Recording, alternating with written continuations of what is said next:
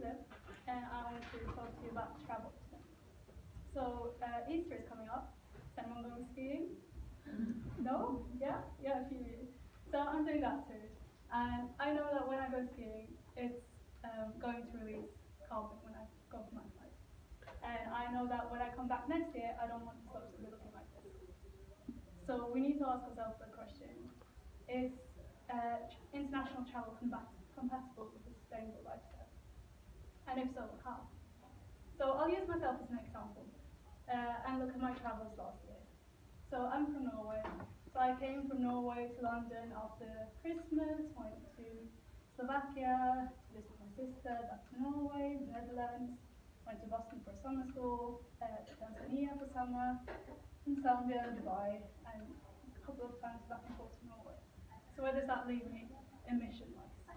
Well, the average global citizen emits about 5 tons of CO2 annually. So my average is about 5.2, and then I can add my flights to that. So adding, and that's where that leaves me. Just by flying, I've almost added another citizen to the world emission-wise. So it seems like my Facebook profile, which looks like this right now, should look like this. I'm not very environmentally friendly.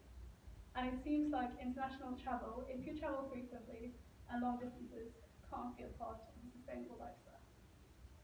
But as the previous presentation covered, there's lots of benefits to traveling, like cultural understanding, which is very important for world peace, for economic development in the countries we visit, but also for businesses in general. We exchange knowledge and skills, which is invaluable for the developing world in science and arts and other areas. Also for personal happiness and health, like traveling reduces the risk of stroke, it improves our personal relationships and so on. And also in terms of aid and volunteering.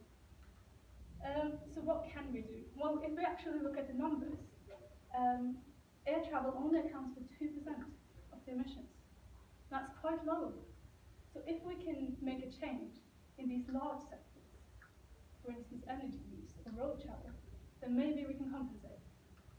So we can compensate in terms of personal changes.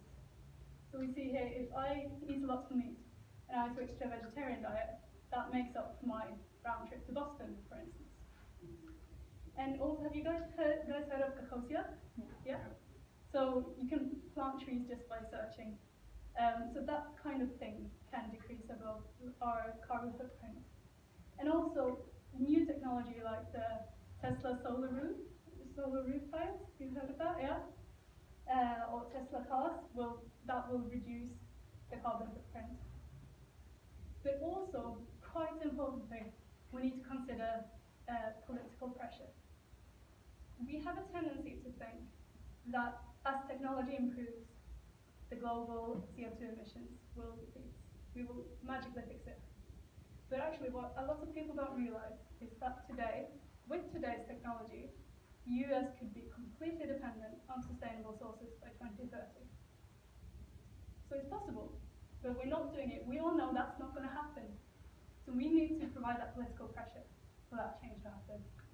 And also, when it comes to air flights, there's it's a very specific thing because the Kyoto Protocol, international legislation, it doesn't account for, it doesn't apply to international flights because of the international nature. So there's no incentive in the market for airlines to improve fuel efficiency, to improve their policies on emission. So is international travel compatible with a sustainable lifestyle? Well, traveling in itself is not. But if we as citizens can provide a political pressure, and if we can make changes in our personal life, then it can be compatible with a sustainable lifestyle.